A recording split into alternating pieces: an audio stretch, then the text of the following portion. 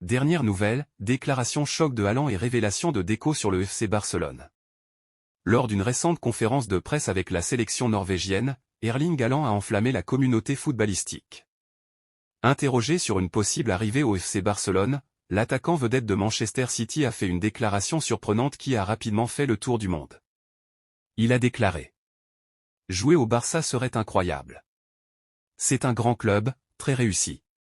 Tout joueur rêve de jouer pour une équipe comme celle-là. » Ces paroles, bien que prudentes, ont suffi à déclencher une vague d'euphorie parmi les supporters catalans, qui se prennent déjà à rêver de voir Haaland revêtir la tunique blaugrana. Cependant, Haaland a rappelé qu'il reste pleinement engagé avec Manchester City, où il est sous contrat pour plusieurs années encore. Mais cette ouverture apparente n'exclut pas des discussions futures, surtout si le FC Barcelone parvient à stabiliser sa situation financière. Deco révèle les coulisses des négociations. De son côté, le directeur sportif du FC Barcelone, Deco, a également pris la parole pour clarifier plusieurs points. Il a confirmé que le club avait envisagé Haaland comme un successeur potentiel à Robert Lewandowski, mais a insisté sur le fait que ce n'était pas une priorité immédiate.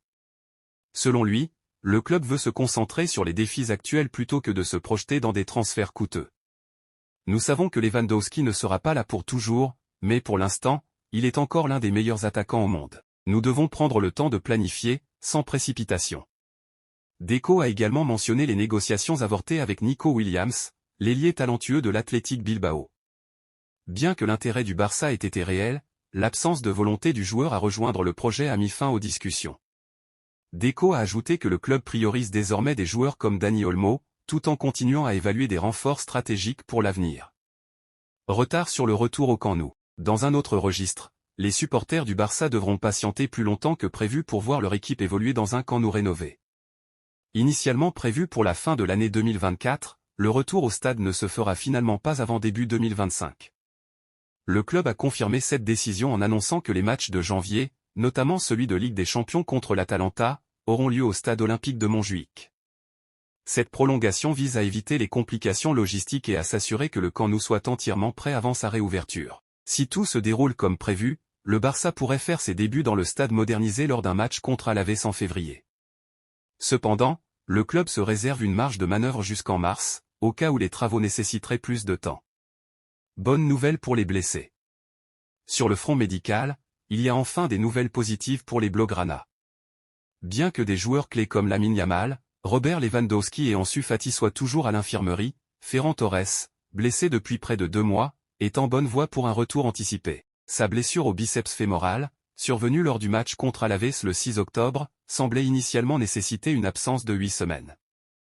Mais Ferran a surpris tout le monde par la rapidité de sa récupération. Des images récentes montrent l'ailier s'entraînant intensément avec le ballon à la cité sportive Johan Gamper. Si tout continue de progresser ainsi, il pourrait revenir dès les matchs contre le Celta Vigo le 23 novembre ou contre le Stade brestois le 26. Son retour serait un véritable soulagement pour l'équipe, qui manque cruellement d'options offensives. Haaland, une opportunité stratégiquement coûteuse. Revenir sur le dossier Haaland, c'est aussi évoquer les défis financiers pour le FC Barcelone. Une opération de cette envergure pourrait coûter au club plus de 100 millions d'euros, sans compter le salaire astronomique du joueur. Pour Joan Laporta, président du club, une telle signature serait cependant bien plus qu'un renfort sportif. Haaland serait un atout commercial capable d'attirer sponsors et investisseurs, consolidant le Barça comme une force incontournable sur la scène mondiale. Toutefois, comme l'a souligné Deco, le Barça ne compte pas se précipiter. Le club préfère attendre le bon moment pour faire une offre et évaluer soigneusement si Haaland correspond vraiment au projet à long terme.